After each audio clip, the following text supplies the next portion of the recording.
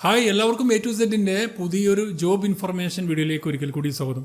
നമ്മുടെ KSRTCയിൽ ഇപ്പോൾ പുതിയ റിക്രൂട്ട്മെന്റ് വന്നിട്ടുണ്ട്. കേരള PSC വഴിയാണ് സാധാരണയൊക്കെ വരാറ്. എന്നിരുന്നാലും നോട്ടിഫിക്കേഷൻസ് താൽക്കാലിക നിയമനത്തിന് ഇടയ്ക്കിടയ്ക്ക് താൽക്കാലിക നിയമനങ്ങളൊക്കെ വരാറുണ്ട്. അപ്പോൾ അത്തരത്തിലൊരു താൽക്കാലിക നിയമനം വന്നിട്ടുണ്ട്. നല്ലൊരു അവസരം തന്നെയായിരിക്കും. ഈ KSRTCയുടെ ഒഫീഷ്യൽ വെബ്സൈറ്റിൽ പോയി കഴിഞ്ഞാൽ നിങ്ങൾക്ക് ഡീറ്റെയിൽ ലഭിക്കും. താഴെ ഡിസ്ക്രിപ്ഷനിലും ഫസ്റ്റ് കമൻ്റായിട്ട് ഇതിൻ്റെ ലിങ്കും കൊടുക്കുന്നുണ്ട്. അതുവഴി നിങ്ങൾക്കും നോക്കിക്കഴിഞ്ഞിട്ടും നോട്ടിഫിക്കേഷനും അപ്ലൈ ചെയ്യാനുള്ള ഫോമൊക്കെ ലഭിക്കുന്നതാണ്. നമുക്കിതിൻ്റെ ഡീറ്റെയിൽസ് എങ്ങനെ നോക്കാം.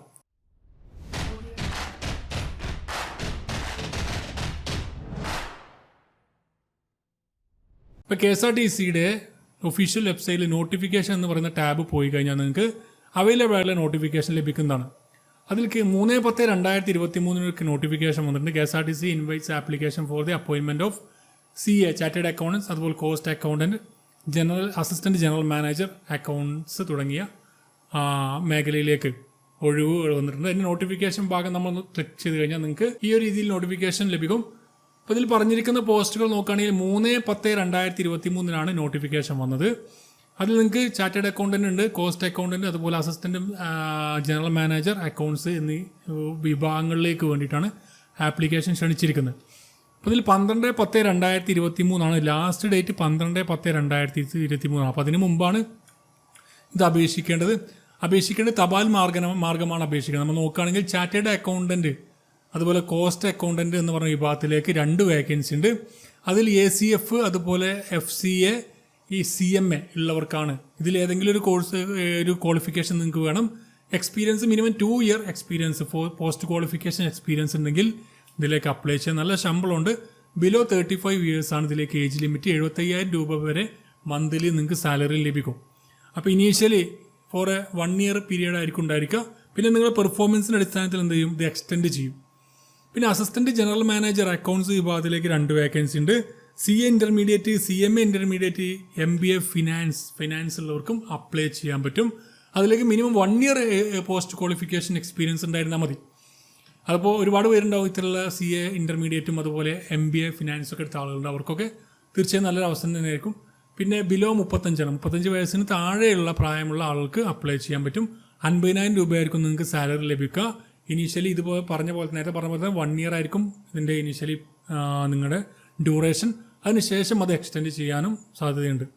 അപ്പോൾ ഇത് ഇൻട്രസ്റ്റഡ് ആയിട്ടുള്ള കാൻഡിഡേറ്റ്സ് ഇതിൽ കൊടുത്തിരിക്കുന്ന CV ഇതിൽ കൊടുത്തിട്ടുണ്ട്. ആ CV നിങ്ങൾ എന്ത് ചെയ്യുക, പാസ്പോർട്ട് സൈസ് ഫോട്ടോയും അടക്കം chairman and managing director KSRTC എന്ന് പറയുന്ന അഡ്രസ്സിലേക്ക് നിങ്ങൾ എന്ത് ചെയ്യുക, അതിൻ്റെ ഈ ഒരു പോസ്റ്റ് വഴി അയക്കുക.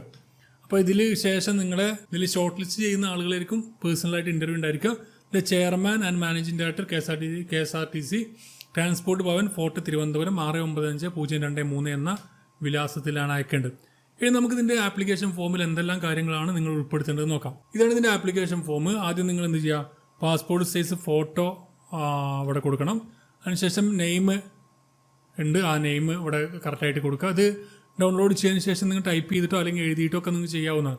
പിന്നെ ഡേറ്റ് ഓഫ് ബർത്ത് 1/1/2023 കണക്കാക്കി നിങ്ങൾക്ക് എത്രയായിരിക്കും ഏജ് ഡേ. അതുപോലെ തന്നെ അഡ്രസ്സ് കറക്റ്റായിട്ട് കൊടുക്കാം. ഇമെയിൽ ID കറക്റ്റായിട്ട് കൊടുക്കുക. അതുപോലെ ഫോൺ നമ്പർ.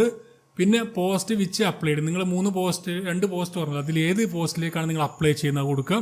അതിനുശേഷം എഡ്യൂക്കേഷണൽ ക്വാളിഫിക്കേഷൻ നിങ്ങൾ എന്താണ് അത് ലേറ്റസ്റ്റ്. ഇപ്പോൾ ഏറ്റവും ഇപ്പോൾ എടുത്തത് നിങ്ങൾ CA കംപ്ലീറ്റ് ചെയ്തിട്ട് CA കൊടുക്കുക. ഇപ്പോൾ ഏതാണ് ഇപ്പോൾ കംപ്ലീറ്റ് ആയിട്ടുള്ള ഏറ്റവും ലേറ്റസ്റ്റ് കൊടുക്കുക. അതിനുശേഷം പോസ്റ്റ് ക്വാളിഫിക്കേഷൻ എക്സ്പീരിയൻസ് നിങ്ങൾക്ക് കൊടുക്കാം. പിന്നെ ലാംഗ്വേജ്, നിങ്ങൾക്ക് ഏതെല്ലാം ലാംഗ്വേജ് അറിയാൻ കൊടുക്കാം. പിന്നെ അതർ ക്വാളിഫിക്കേഷൻ എന്തെങ്കിലും ഉണ്ടെങ്കിൽ അത് കൊടുക്കാം. പിന്നെ സ്പെഷ്യൽ ടാസ്ക് അതുപോലെ അസൈൻമെൻറ്റ്, പ്രൊജക്റ്റ് അതെന്തെങ്കിലും കംപ്ലീറ്റ് ചെയ്തിട്ടുണ്ടെങ്കിൽ അതും കൊടുക്കാം.